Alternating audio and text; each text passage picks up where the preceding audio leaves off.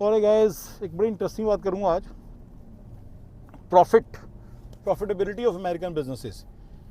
मैं पहले एक बात बताना चाहता हूं कि अमेरिका के अंदर एक बंदे को ना 3 से 4 हज़ार डॉलर चाहिए ही चाहिए यहाँ पे बैठ के डेली रहने के पर मंथ। 4 हज़ार डॉलर पर मंथ चाहिए ही चाहिए, ठीक है।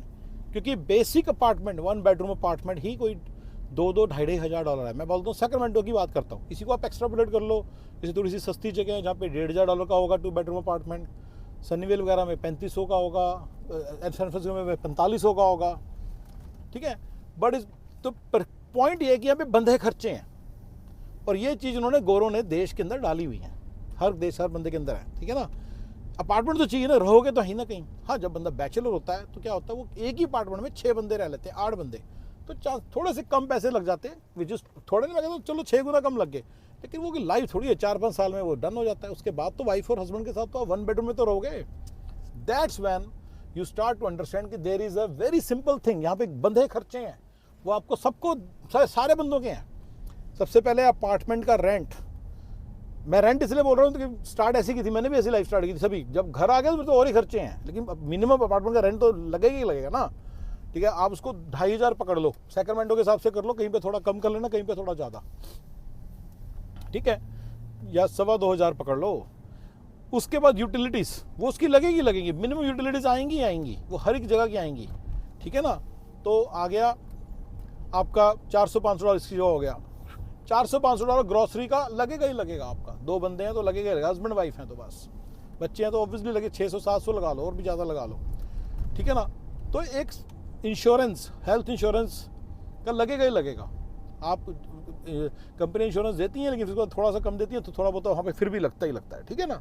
ये सारा हो गया। गाड़ियों की इंश्योरेंस, गाड़ियाँ चाहिए ही चाहिए। बहुत बहुत कम एक छोटा सा तबका है जो ले लेता है। वो यहाँ की लेबर क्लास से भी गया गुजरा है, वो पता नहीं कैसे रहता है बिना कार के इंश्योरेंस के बिना। तो इंश्योरेंस की भी जरूरत नहीं है, पर कार के साथ कार पेट्रोल इंश्योरेंस, कार की मेंटेनेंस, 3-4 खर्चे आते हैं। और गोरों ने इसके अराउंड सारी इकॉनमी बना रखी है। ये नहीं कि ये कोई अचानक आए हैं खर्चे, अचानक नहीं आए हैं, ये अचानक नहीं आए हैं। गोरों ने इसके हिसाब से सारी एक पूरी बना रखी है चीज़। ये मेरे ख्याल से पूरे सिस्टम का पार्ट है कि ये खर्चे इंजेक्ट करो बंदों की लाइफ में। अगर इंडिया को तरक्की करनी है, उसको भी ये खर्चे इंजेक्ट करने पड़ेंगे। कहते हैं ना यार, गरीब आदमी कैसे रहेगा, गरीब आदमी इंश्योरेंस कैसे रहेगा। मैं कहता हूँ गरीब आदमी गरीब ही नहीं रहेगा। मैं इसका फंडा बताता हूँ। तो इसी तरह से हर जॉब में इतने पैसे जरूर मिलते हैं जितना कि ये खर्चा है। तो 4,000 डॉलर का क्वांटम पकड़ लो आप, हस्बैंड वाइफ के लिए 4-4,500 डॉलर का क्वांटम पकड़ लो। इस क्वांटम लेवल से का खर्चा जरूर होगा, इस क्वांटम लेवल की इनकम जरूर आएगी। ग्रीन कार्ड होल्डर सिटीजन की बात करो तो अगर वो किसी कारण से जॉब लूज कर गए तो उनको ये पैसे गवर्नमेंट देगी वेलफेयर के फॉर्म में, अनएम्प्लॉयमेंट के फॉर्म में। Got it.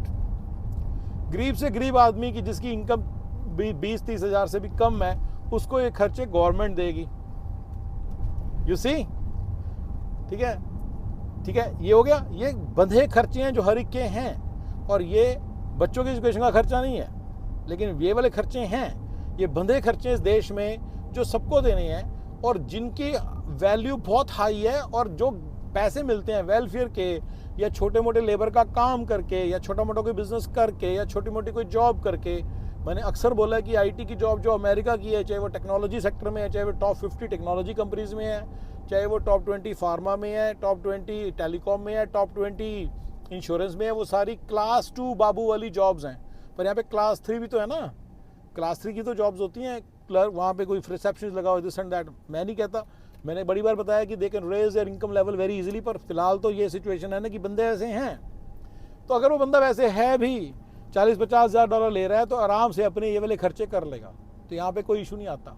अगर उसकी जॉब चलेगी तो अनएम्प्लॉयमेंट मिलने लग जाएगी, राइट। अगर उसकी इनकम किसी कारण से जॉब इतनी अनपेइंग है, जैसे मेडिकल बिलिंग की 20,000 डॉलर है, $20 पर आवर है, तो कई बार 45,000 से कम होती है, फिर उसको FPL मिलने लग जाएगी, ठीक है। और सुनो, जब ये सारे खर्चे अब कहोगे एक और खर्चा आ जाता है यार, पर खर्चे सिर्फ रनिंग खर्चे नहीं होते। हमने जैसे बताया कि इस कंट्री के अंदर 3-4 बड़े खर्चे हैं, राइट। घर गाड़ी, ठीक है, ये खर्चे बड़े हैं, ये रनिंग खर्चे हैं, घर गाड़ी मैंने बता दिया आपको, ठीक है। अच्छा, घर अगर पूरा पे ऑफ भी कर दिया तो इतने खर्चे रहेंगे, ये भी याद रखना। रनिंग खर्चे ये रहेंगे, बाय द वे, ये तो मैंने बोला ही नहीं अभी। क्योंकि घर की प्रॉपर्टी टैक्स होगा, घर की इंश्योरेंस होगी। अगर आपका अपना घर है तो इंश्योरेंस हो जाएगी, फिर उतना टेनेंट इंश्योरेंस बड़ी कम होती है, पर फिर आपकी खुद की होम ओनर्स इंश्योरेंस बड़ी महंगी होती है। घरों की अपकीप होती है, घरों की मेंटेनेंस होती है, घरों की end of life of equipment होती है, HVAC या कोई और चीज़ टूट रही है, कैबिनेट्स टूट रही है, फिर उनको अपग्रेड करता रहना पड़ता है हर 20-25 साल में। तो कई जो 20-25 साल में, HVAC 10 साल में, रूफिंग 15-20 साल में, कभी कभी 25 साल में, तो वो डिपेंड करता है, फिर उतनी वो महंगी होती है वो सारा। अच्छा, वो सारा जो मैं कहना चाह रहा हूँ वो सारा सिस्टमिकली बना हुआ है। आपको दिखता है कि आइसोलेटेड इवेंट है, ये आइसोलेटेड इवेंट्स नहीं है भाई लोग, ये आइसोलेटेड इवेंट्स नहीं है, ये सिस्टमिकली सारे के सारे आपस में टाइड है। पीछे पीछे से गोरों की पता है कि आम आदमी को कितना पैसा इंजेक्ट करके दिया जा रहा है। जितनी वेलफेयर है उतने खर्चे हैं, जितने खर्चे हैं उतनी वेलफेयर है। समझिए मैंने क्या बोला? ये पूरा सिस्टमिकली, ये पॉलिसी मेकर्स ब्रिलियंट है, उन्होंने बना रखा है सिस्टम। 4000 आएंगे, 4000 जाएंगे, तो $4000 आने से तो उतनी लाइफ ही रहती है। ठीक है ना, ठीक है ना। और बेसिकली ये जो पैसे हैं आपके लिखे हुए हैं, और ये पैसे आपके लिखे हुए हैं जो आएंगे ही आएंगे। ठीक है ना, चाहे आप वेलफेयर करो। अब मैं अगली बात बताता हूँ, मान लो आपका अब और खर्चे हैं घर के, और बड़े खर्चे कौन से? मैंने बताया घर है, गाड़ी है। अगला बड़ा खर्चा जो मैं आपको बताना चाहूँगा वो है कि बच्चों की एजुकेशन आएगी, कॉलेज, उसके लिए लोगों को पैसे इकट्ठे करने पड़ते हैं। थोड़ी थोड़ी नहीं होती, 2-2, 3-3 लाख डॉलर होती है। लेकिन बड़ी इंटरेस्टिंग बात बताऊँ, अगर आपकी 40-50 हज़ार डॉलर तनख्वाह है तो फिर आप बच्चों की फीस कैसे जमा कर रहे हो? आप तो जितने आ रहे हैं उतने जा रहे हैं, आप तो वैसे ही वेलफेयर पे हो। अगर एक बंदा वेलफेयर पे है फिर कैसे कर लेगा? तो उसका आंसर ये है कि फिर वेलफेयर वालों को ट्यूशन फ्री मिलती है कॉलेज की, और तगड़े रिबेट्स मिलते हैं उनको भी, रहने रहने का भी पैसे, तो उनको उतने ही पैसे मिलते हैं जितने IT वाले को जॉब करके मिलते हैं, उनको उतने पैसे मिलते हैं एक्स्ट्रा। समझ रहे मैंने क्या बोला? उनको बस, मान लो बच्चा पैदा हुआ जनवरी 2000 में, तो उनको जनवरी 2000 में नहीं मिलते। क्लास 2 बाबू की नौकरी वाला क्लास उसको जनवरी 2000 में तो सेव करके रखता है, और जनवरी 25 तक उसका बच्चा, सॉरी जनवरी 2019 में बच्चा 18 साल का हो जाता है, दे देता है उसकी फीस। इनको जनवरी 2018 में वैसे इनको वेलफेयर मिल जाती है। तो गौरव का सिस्टम बड़ा तगड़ा है, जो इनके खर्चे हैं उसके हिसाब से इन्होंने वेलफेयर और जॉब्स बना रखी हैं। अगर जॉब्स ना हो तो वेलफेयर बना रखी है। कई लोग क्वेश्चन पूछते हैं कि अगर जॉब चली गई तो करेगा, मैं कहूँ उतनी वेलफेयर मिलेगी। अच्छा, अब आता है रिटायरमेंट। रिटायरमेंट पे भी सेम है, 3 बड़े खर्चे हैं ना जो मेरे हिसाब से हैं। घर, गाड़ी, चलते फिरते, उस चलने फिरते वाले खर्चे, उसके बाद दूसरा बड़ा खर्चा बच्चों की एजुकेशन है, तीसरा रिटायरमेंट है। ठीक है ना। आपको क्या हेल्थ केयर नहीं, हेल्थ केयर यहाँ पे इंश्योरेंस के थ्रू गवर्न होती है, उसकी जो रनिंग कॉस्ट है ना, मैंने ऑलरेडी गिन ली है वो, तो उसमें कवर हो गया वो। और अगर अच्छा, अगर आप वो पैसे नहीं दे सकते फिर फ्री है हेल्थ केयर। इंडिया की हेल्थ केयर की तरह नहीं है कि धक्के खाने पड़ेंगे। 700,000 वाला भी उसी हॉस्पिटल जाता है जहाँ पे 25,000 वाला जाता है, वेलफेयर वाला जाता है, सब सारे वहीं जाते हैं समझ मैंने क्या बोला? तो 600-700 के तक तो आपका कोई वही है, बस उतने ही पैसे हैं जितने, मैंने तो बड़ी बार ये समझाया कि उतने ही पैसे हैं जितने की इनको मिलते हैं। थोड़ा बहुत फर्क होता है, 19-21 का फर्क है। कोई थोड़ा बड़ा घर ले लेता है, उसको खर्चे कुर्चे करता रहता है, वहीं पर रहता है। वो ऐसा कुछ नहीं कि वो जो पैसे बचते हैं उससे वो कि एक दिन प्राइवेट जेट ले लेगा, ऐसा कुछ नहीं होने वाला। कोई क्वांटम चेंज नहीं होता, कोई रियॉट ले ले, ऐसा कुछ नहीं होने वाला, क्योंकि वो सबके फिर साथ उसी तरह के बड़े बड़े खर्चे आते हैं। तो क्योंकि एक बंदा जैसे मान लो अर्न कर रहा है, मान लो उसकी $3 लाख तनख्वाह है, टैक्स करने 2 लाख रहेगी मान लो, तो उस मैंने बताना चाहा कि उसके एक सर्टन बना हुआ है सारे खर्चों में चला जाता है। मैंने एक और भी बात बताने की कोशिश की कि 100,000 वाला जो है, 70,000 वाला जो है, वो काफ़ी सारे खर्चे फिर खुद ही कर लेता है। वो घर की सफाई पुताई सारा कुछ खुद कर लेता है। सर 300-400 के वाला बाहर से बगालता, थोड़ी बहुत ही हेल्प, 600-700 थोड़ी बहुत ही, वो थोड़ी बहुत ही हेल्प होती है। ऐसा नहीं होता कि उसकी लाइफ चेंज हो जाती है, राइट। उस फ्रीडम में कुछ कर भी नहीं पाता, क्योंकि हेल्प भी यहाँ पे बेंगी टेडी सी आती है। मैंने बड़े सारे वीडियोस बनाए हैं, साला क्लीनर आएगी कि मैं गाड़ी नहीं साफ़ करूँगी, गराज मैं नहीं साफ़ करूँगी, गराज तो अपने आप साफ़ कर। तो कुछ ना कुछ वो दले, हर चीज़ में कीड़ा लगा हुआ है, हर सर्विस में। तो HVAC वाला आएगा, साला तंग कर देगा, कुछ और करके जाएगा, ये सब चलता ही रहेगा। तो ये सारा सिस्टम का पार्ट है गोरों का, कि जितना खर्चा है उतना ही यहाँ पे उतनी ही सैलरी है। जितनी सैलरी उतना खर्चा, जितना खर्चा उतनी सैलरी। ये सिस्टम है इनका गोरों का, ठीक है ना। ये सिस्टम है इन लोगों का, ये पूरा सिस्टम। अगर इसको स्टडी करो, वो जो चीज़ों के प्राइसेस रख रहे हैं वो कैसे रख रहे हैं, वो देख रहे हैं लोगों की तरह पैसा उनके पास पहुंच गया, उनके पास डेटा है, पीछे उनके पास डेटा है। जो लोग पैसे दे रहे हैं वेलफेयर वाले, वो कैसे दे रहे हो, कह रहे चीज़ों के प्राइसेस इतने हैं, सारे आपस में इंटररिलेटेड है। Got it? तो ये इसलिए मैं कह रहा हूँ, ये पूरा सिस्टम है पीछे पीछे से, जिससे कि सारा का सारा जा रहा है, आ रहा है, जा रहा है, आ रहा है। ठीक है ना। अब एक बड़ी इंटरेस्टिंग चीज़ बताता हूँ। जॉब तो मैंने कवर कर ली कि अगर जॉब है उसमें इतने पैसे जरूर देने पड़ेंगे और मिलेंगे, देने भी पड़ेंगे और मिलेंगे भी। अगर आप जॉब करोगे, नहीं करोगे, आप अगर बिजनेस करो, आपको देने पड़ेंगे, $4,000 देने पड़ेंगे पर मंथ। ठीक है, हो गया क्लियर? तो उससे उसका घर ही चलेगा, पर ये नहीं क्योंकि राजा बन जाएगा, बस अपना घर ही चलाएगा बस। अभी सिर्फ घर गाड़ी कपड़े का ही घर गाड़ी रोटी कपड़े का ही इंतजाम हुआ है, इसके ऊपर कुछ नहीं हुआ। ठीक है ना, इसके ऊपर कुछ नहीं हुआ। बंदा कोई बड़ी लाइविश लाइफ नहीं चाहिए, उसी को बचा के कभी थोड़ा फील कर लेगा। बट मान लो उसने 200 रुपये बचाए, तो प्लीज नोट करो कि 20 महीने की सेविंग से 1 महीना निकलेगा। ये भी एक फंडा है ना, सारा बताता रहता हूँ आपको कि $200 सेविंग है, उसके तो 90,000, अरे तो बड़े पैसे बच गए होते। 19 मान लो $500 सेविंग आपको, तो यार 1 लाख रुपये बच गए। 1 लाख, उस 1 लाख रुपये में कितने दिन निकलेंगे उसके खर्चा? उसका मान लो $500 बचते हैं, $35 उसका खर्चा है मान लो, तो भैया कितने दिन निकलेंगे? 500 के 8 महीने बाद 1 महीने के पैसे सब जमा होंगे, राइट। 8 साल बाद सोचो, और फिर 8-7-8 साल बाद बच्चे की किस्त स्टार्ट हो जाएगी, बच्चे की वो स्टार्ट हो जाएगी, बच्चे की एडमिशन के पैसे इकट्ठे करने। अच्छा, एक और बात बताना चाहूँगा, यहीं पे एक बात आती है, H1 वाले बंदों को तो मेरी सारी बात सुन के इमीडिएटली पासपोर्ट पे स्टैंप लगवा के इस कंट्री से बाहर चले जाना चाहिए, क्योंकि तुम लोग बिना बात से वो खर्चे कर रहे हो जो इस कंट्री में फ्री दिए जाते हैं। आप कहते हो मेरी सैलरी 120 की है, 130 की है, 140 की है। भैया ये खर्चे, ये जो तुम्हारे को सैलरी दे रहे हैं, तुमसे ये खर्चे भी नहीं होते, और तुम्हारा तो बफर भी नहीं। अगर तुम्हारी जॉब चलेगी तो तुम्हें देते नहीं है सारी facilities, right. I hope you see my point. You see, आप तो बिना वजह रगड़ा खाई जा रहे हो। ग्रीन कार्ड वाले पैसे फ्री में देते हैं लोग सिटीजन वाले को, राइट। तो आप तो बिना वजह रगड़े खाई जा रहे हो। कभी बच्चों की फीस के लिए जो पैसे जमा कर रहे हो, कभी बच्चों की एजुकेशन के लिए कर रहे हो, कभी किसी चीज़ के लिए कर रहे हो, जो पैसे सारे जमा कर रहे हो, थोड़ी बहुत रिटायरमेंट के लिए, उसकी भी जरूरत नहीं है ग्रीन कार्ड सिटीजन के ऊपर। अच्छा, इसका मतलब एक और भी है कि सारे पैसे इकट्ठे करके आप ग्रीन कार्ड सिटीजनशिप में लगा दो। जिस दिन आपका ग्रीन कार्ड आ गया, आपको पता नहीं, आपके बच्चों की एजुकेशन फ्री, ये फ्री, वो फ्री, सारी प्रॉब्लम्स फ्री, सब कुछ फ्री, सारा बढ़िया बढ़िया मज़ेदार लाइफ हो जाएगी। मैंने कितनी बार लोगों को समझाने की कोशिश की, पर लोग समझते नहीं है। चलिए, तो मैंने बताया कि एक्सपेंसेस वैसे ही, जैसे एक्सपेंसेस हैं वैसे ही इनकम्स हैं, जैसी इनकम्स हैं वैसी एक्सपेंसेस हैं। ठीक है, क्लियर हो गया। अब मैं आपको अगली चीज़ बताता हूँ। जॉब्स उतने पैसे ही देती हैं जितने की खर्चे हैं। हर जगह के हिसाब से जॉब्स उतने से ही पैसे देती हैं। सब जगह के ला लो हिसाब। बे एरिया में अगर देती हैं ज़्यादा, तो वहाँ पे फिर घर की किस्तें बहुत ज़्यादा बड़ी बड़ी हैं, घर के किराए बहुत ज़्यादा बड़े बड़े हैं। ठीक है ना, इंश्योरेंसेज वगैरह सारी हैं, सब कुछ है, सारा मिला के। चलो, ये हो गया क्लियर, राइट। अब मैं बात बताना चाहता हूँ, इवन बिजनेस भी वैसे ही बने हुए हैं। अगर आप बिजनेस करोगे तो बिजनेस की प्रॉफिटेबिलिटी भी थोड़ी बहुत ही एश्योर्ड है, पूरे सिस्टम का पार्ट है वो भी।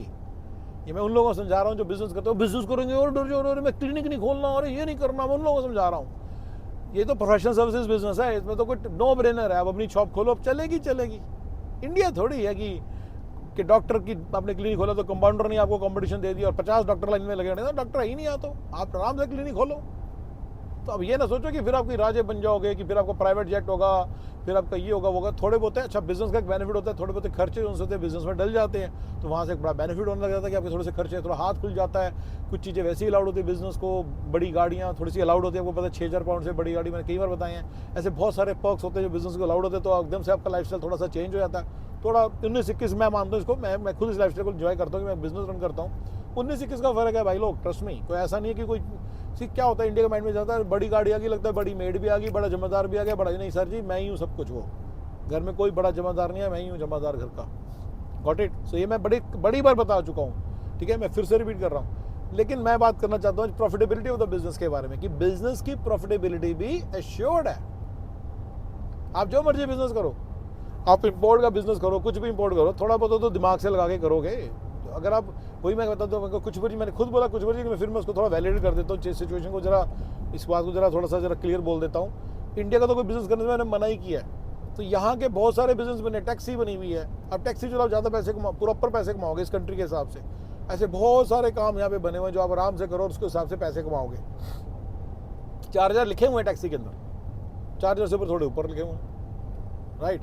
और इस तरह से हर काम में थोड़ा पैसा लिखा हुआ है। इंडियन स्टोर खोलोगे इतने पैसे बनेंगे, इंडियन गैस स्टेशन खोलोगे इतने पैसे बनेंगे, हर चीज़ में उतने पैसे बनेंगे। तो एक सर्टन लेवल ऑफ प्रॉफिटेबिलिटी लिखी हुई है। ये बात कहाँ से आती है कि मुझे अभी रिसेंटली किसी ने पूछा कि यार स्टाफिंग बिजनेस में पैसा कितना बनता है। मैंने कहा यार देख, यहाँ पे तो प्रॉफिटेबिलिटी बनी हुई है। यस, आप प्रॉफिटेबिलिटी तो पूरी इनबिल्ट है, सोसाइटी के अंदर ही इनबिल्ट है, राइट। आप 70,000 लेते हो, आप $100 एन आवर की बिलिंग देते हो, आप उसको 140 के देते हो, 30% आपका मार्जिन इनबिल्ट। और सामने वाला समझता है कि ऑपरेटिंग कॉस्ट होती है, वो तो कुछ नहीं कहता, वही मानता। तो मेरी पॉइंट अब समझो कि मेरा पॉइंट है कि बिजनेसेस में यहाँ पे प्रॉफिटेबिलिटी इनबिल्ट है। उतने कम मार्जिन पे बिजनेस कोई करता ही नहीं, तो सबको पता है। तो कई बार कोई लोग बेवकूफ़ी कर जाते हैं, जैसे एक बंदे ने यहाँ पे कोई बेवकूफ़ था, तिरुपति नाम था शायद उसका ओनर बिल्कुल बेवकूफ़ था। फॉल्सम के अंदर तिरुपति बंदे ने एक रेस्टोरेंट खोला था, 2 रुपये में स्नैक की प्लेट देने लग गया। और लोग आ रहे हैं $8-8 के, 4-4 फैमिली के मेंबर्स आ रहे हैं, 2-2 स्नैक ले रहे हैं, टोटल $10-12 का बिल बन रहा है, कोई 2-2 एक-एक स्नैक ले रहे हैं, तो बंद हो गया। रेंट कहाँ से देगा? तो वो भी एक फंड है कि बिजनेस के अंदर थोड़ा सा, मतलब ये नहीं आप कह सकते कि गौरव भाई ने बोला था तो जो मर्जी बिजनेस करूँ मैं, चाहे मुँह इकट्ठा करी जाऊँ साला, नहीं, ऐसे नहीं होता। जहाँ के कुछ बिजनेसेस बने हुए उनको करो, नॉर्मल वे में करो, आपकी प्रॉफिटेबिलिटी एश्योर्ड है। जितना मर्जी कोई बंदा बोले अरे नहीं बिजनेस है, मैं आपको समझाना चाहता हूँ कि बिजनेस में एक profitability, level of profitability assured है। जैसे जॉब के एश्योर्ड है, जैसे वेलफेयर एश्योर्ड है, वैसे एक certain level of profitability assured है अमेरिका के अंदर। यहाँ के कोई भी आप कहोगे कि दिख रहा है आपको, जैसे मेरे पीछे लाइनें हैं, मैं लाइनें लगाने का बिजनेस करूँगा, एश्योर्ड है। ड्राई क्लीनिंग का बिजनेस करूँगा, एश्योर्ड है। कार वॉश का बिजनेस करूँगा, थोड़ी बहुत इनकम एश्योर्ड है। आई एम टेलिंग यू, लॉन्ड्रोमेट का काम करूँगा, जितने आपके पैसे बनते उतने एश्योर्ड है। कई बच्चे क्या होते हैं, अरे मैं जॉब छोड़ रहा हूँ, मेरे हस्बैंड और मैं अब लॉन्ड्रोमेट का काम कर रहे हैं, will make money, will it run. अरे बिजनेस चलेगा, टेंशन ना लो इतनी ज़्यादा।